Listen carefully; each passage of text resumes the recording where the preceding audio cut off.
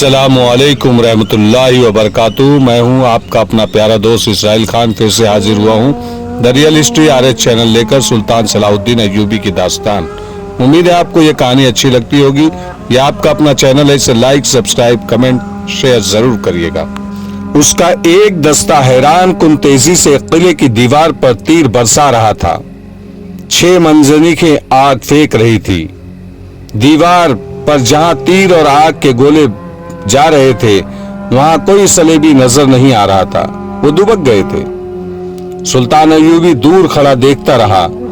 उसके तकरीबन 40 सिपाही हाथों में बर्छियां और कुदालें उठाए दीवार की तरफ सर पर दौड़ पड़े और दीवार तक पहुंच गए। किले की दीवार पत्थरों और मिट्टी की थी। उन्होंने दीवार तोड़नी शुरू कर दी।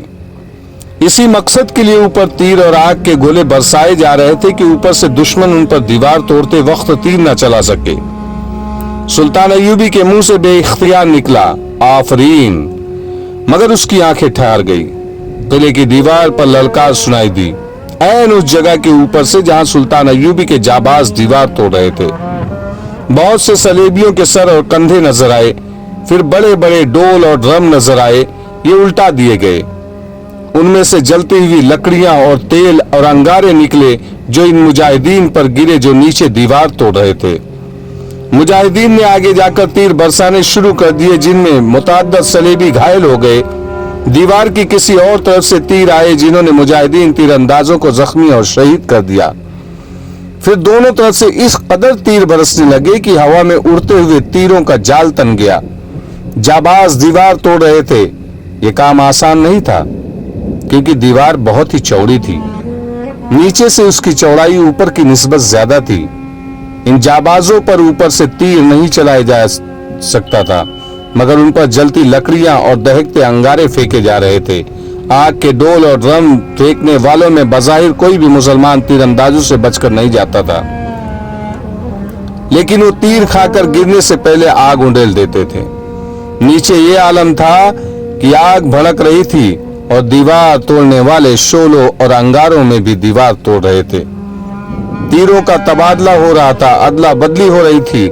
आखिर दीवार तोड़ने वाले झुलस गए और उनमें से चंद एक इस हालत में पीछे को दौड़े कि उनके कपड़ों में आग लग गई थी।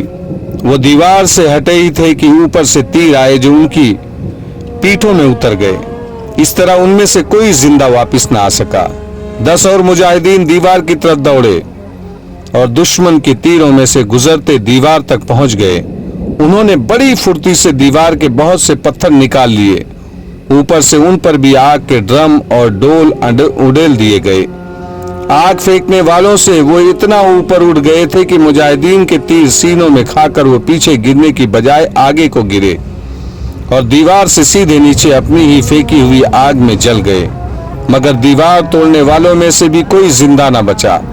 सुल्तान अय्यूबी ने अपने घोड़े को एड़ लगाई और उस दस्ते के कमांडर के पास जाकर कहा, तुम पर और तुम्हारे जांबाजों पर अल्लाह की रहमत हो। इस्लाम की तारीख इन सबको हमेशा याद रखेगी जो अल्लाह के नाम पर जल गए हैं। अब ये तरीका छोड़ दो, पीछे हटाओ। इतनी तेजी से इंसान और तीर खत्म न करो। सलेबी इस किले के लिए इतनी ज्यादा कुर्बानी दे रहे हैं जिसका मैं तसव्वुर भी नहीं कर सकता, और हम भी इतनी ज्यादा कुर्बानी देंगे जिसका सलेबी तसव्वुर नहीं कर सकते। कमांडर ने कहा, दीवार यहीं से टूटेगी और हम आपको यहीं से अंदर ले जाएंगे। सुल्तान अय्यूबी ने कहा, अल्लाह तुम्हारी आरज़ू पूरी करे। अपने मुजाहिदीन को बचाकर रखो। सलेबी बाहर से हमला कर रहे हैं। तुम्हें शायद बाहर लड़ना पड़ेगा। मुहासरा मजबूत रखो। हम सलेबियों को अंदर भूखा मारेंगे। इस दस्ते के पीछे हटा लिया गया, मगर कमांडर ने सुल्तान अय्यूबी से कहा, सालारे आजम की इजाजत हो तो मैं शहीदों की लाशें उठवा लूं। इस मकसद के लिए मुझे फिर यही तरीका इख्तियार करना पड़ेगा। सुल्तान अय्यूबी ने कहा, हाँ उठा लो, किसी शहीद की लाश बाहर न पड़ी रहे। सुल्तान अय्यूबी वहां से चला गया। इस जाबाज दस्ते ने जिस तरह अपने साथियों की लाशें उठाई वो एक वलोला अंगेज मंजर था। जितनी लाशें उठानी थी उतने ही मुजाहिदीन शहीद हो गए।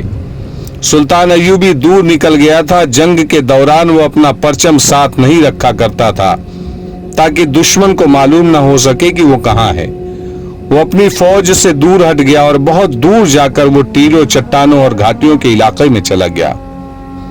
वो घोड़े से उतरा और एक टीले पर जाकर लेट गया ताकि उसे दुश्मन न देख सके।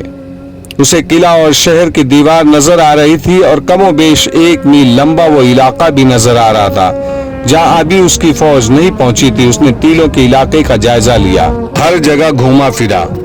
उसी जायजे और देखभाल में सूरज गुरूब हो गया। वो वही रहा। शाम गहरी हुई तो उसे इत्तला दी गई कि उसके हुक्म के मुताबिक प्यादा और सवार तीरंदाजों के दस्ते आ रहे हैं।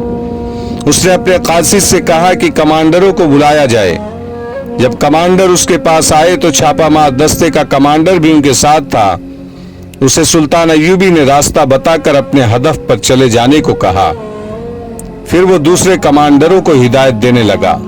रात आधी गुजरी थी कि दूर से घोड़ों की आवाजें इस तरह सुनाई देने लगी जैसे सैलाब बंद तोड़कर आ रहा हो। चांद पूरा था, चांदनी शफाफ थी। सलेबियों के घोड़ा सवार टीलों और चट्टानों से कुछ दूर तक आ गए। उनके पीछे शूद्र सवार थे। उनकी तादाद के मुतालिक ये लिखा गया है कि 10 से 12 हजार थी और उसका जो कमांडर था उसका नाम रेनाल्ड था। सुल्तान अय्यूबी की उस फौज पर हमला करना था जिसने कुर्ब को मुहासरे में ले रखा था। सलेबी सवार घोड़ों और ऊंटों से उतरे। घोड़ों के साथ दाने की थैलियां थी जो घोड़ों के आगे लटका दी गई। सवारों को हुक्म दिया गया कि वो अपने अपने जानवर के साथ रहें और ज्यादा देर के लिए सो न जाएं।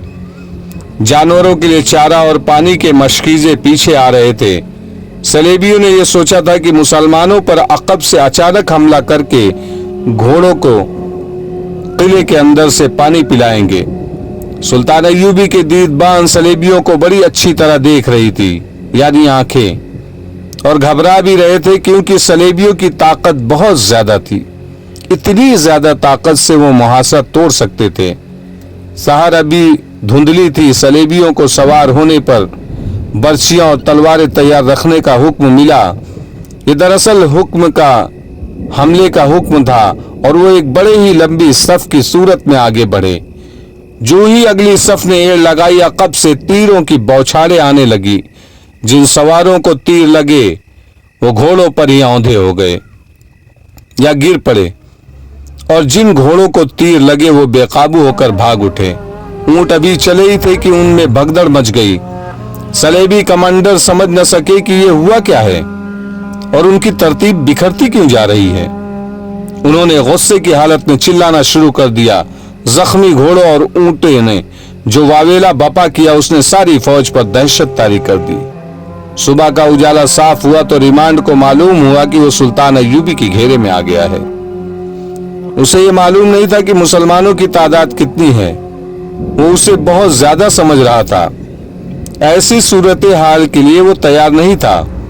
उसने हमला रोक दिया, लेकिन उसके सवारों की अगली सफ उस खला के करीब पहुंच चुकी थी जहां उससे पूरे लश्कर को पहुंचना था। मुहासरे वाली फौज को पहले से ही खबरदार कर दिया गया था।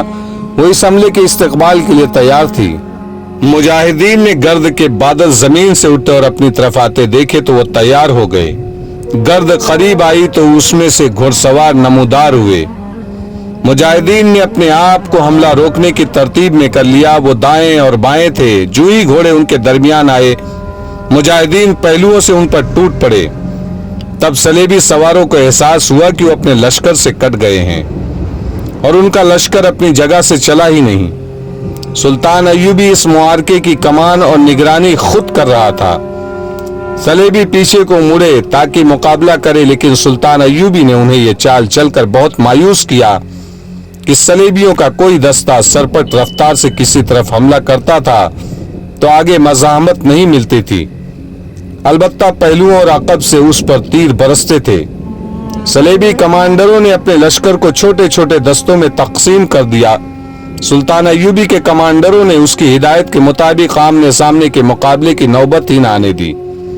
सलेबियों के घोड़े थके हुए थे, भूखे और प्यासे भी थे। उन्हें जंग रोकनी पड़ी वो चारे और पानी के मुंतजर थे।